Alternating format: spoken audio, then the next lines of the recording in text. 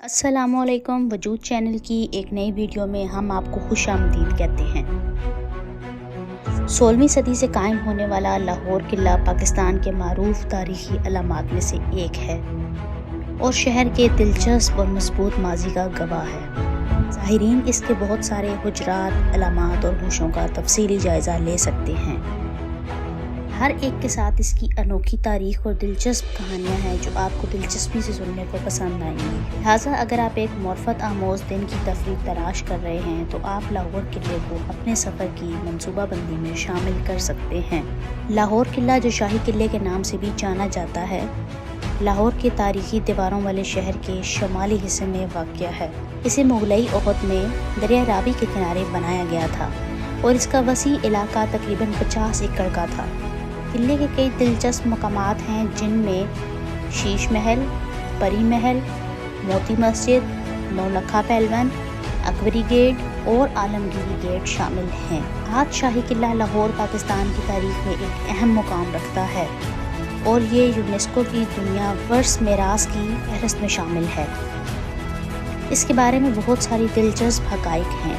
लाहौर किले की एक सबसे दिलचस्प हकीकत यह है कि इसके कई खुफिया रास्ते हैं।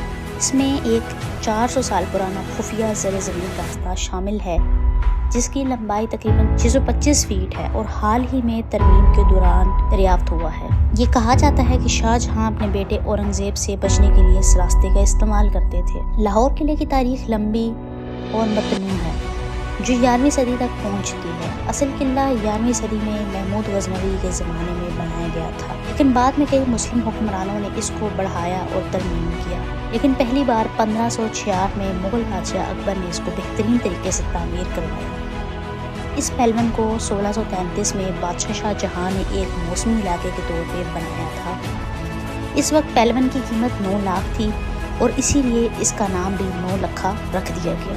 बादशाह शाहजहां का सोने का कमरा इनकी सलामती के लिए एक मुतासिर कुन कमरा था जो इनकी नींद के लिए शीशों और जेवरात से सजा होता था और मोमबत्तियों की रोशनी इन चमकदार सतहों पर पड़ती रहती थी। इस दौरान वो रात के वक्त अंदर सुकून से सोते थे। शानदार शीश महल किले की दीवारों के अंदर है जिसे शाहजहां ने अपनी प्यारी बीवी मुमताज़ के लिए 17वीं सदी के दिनों में बनाया था। इस महल की दीवारें हजारों छोटे शीशों की कतों से सजी हुई हैं। चमकते हुए शीशे रोशनी को हजारों मुख्तलिफ रुखों में अक्स देते हैं। अमूमन अगर कोई शख्स महल के एक किनारे पे बात करे तो दूसरी जानब खड़ा शख्स उसे बआसानी सुन सकता है। मोती मस्जिद लाहौर किले के अंदर वाक़या है और इसे मुग़ल बादशाह जहांगीर ने तकरीबन 1631 से 1632 के दरमियान में बनाया था और शाहजहां ने इसे तोसी दी। ये मस्जिद मुग़ल सल्तनत की मजहबी और सकाफ़ती कुदरतों की मालूमात फराहम करती है। इस मस्जिद को इसके अपने नाम के बावजूद कभी भी किसी जौहरात या मोतियों से नहीं सजाया गया। अकबरी गेट लाहौर किले के 4 मरकजी दरवाज़ों में से एक है जो 16वीं सदी के बादशाह अकबर के दौर में तामीर किया गया था। ये किले के मशरक़ी तरफ वाक़या है और इसको मुलाज़मत करने वालों और मोहतरमों के असूली दाखिले के तौर पर इस्तेमाल किया जाता था। अकबरी गेट को पेचीदा नक्शों और अंदाज़ों से सजाया गया है। आलमगीरी गेट लाहौर किले का असूली दरवाज़ा है जो बादशाह औरंगज़ेब ने 1674 में तामीर किया था, जो किले के मगरबी अख्ताम पर वाक़या है जो बादशाही मस्जिद की तरफ मुड़ता है। गेट पर कमल के फूल के कलियों के नक्श बनाए गए हैं जो पाकिस्तान की करेंसी में भी मौजूद है। नाग मंदिर सिख तारीख और सकाफत का एक अहम हिस्सा है जो रंजीत सिंह की बहू ने बनाया था। इसके ऊपर एक डोम है जिस पर फ्रेस्को पेंटिंग हुई है जो इसकी अंदरूनी दीवारों को छुपाती है, लेकिन इसको खराबी से बचाने के लिए अवाम को इस तक रसाई हासिल नहीं है। दीवान खास मुग़ल बादशाही दौर का एक अहम हिस्सा था। इस हॉल में बादशाह रियासती मामलात की देखभाल करते थे। दीवान आम ये शाहजहां ने बनाया था।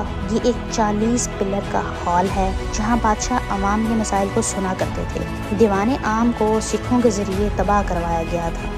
समर पैलेस, यहाँ पर महल के सामने बड़ी और वसी सीढ़ियाँ हैं। ये सीढ़ियाँ इसलिए अहम हैं कि इन पर सवार होकर आने वाले लोगों को आसानी से दाखिल होने का इम्कान फराहम करती हैं। ये सीढ़ियाँ वसी और गहरी हैं जिससे मेहमानों को सीढ़ियों की ऊपर की जानिब आराम से चलने की इजाज़त होती है। समर पैलेस शीश महल के नीचे बनाया गया था जो गर्मी के दौरान गर्मी से बचने के लिए मुख्तलिफ कमरे का मजमूआ है। اسے پری محل بھی جانا جاتا ہے اور اس محل کی معماری بھی بہت شاندار ہے۔ لاہور قلعے کو 1981 میں یونیسکو نے دنیا ورث میراث میں شامل کیا اور 2014 میں اثر شعبہ پنجاب سے world city of Lahore authority کو منتقل کر دیا گیا۔ اس کے بعد قلعے کا انتظامی اختیار WCLA کے پاس ہے۔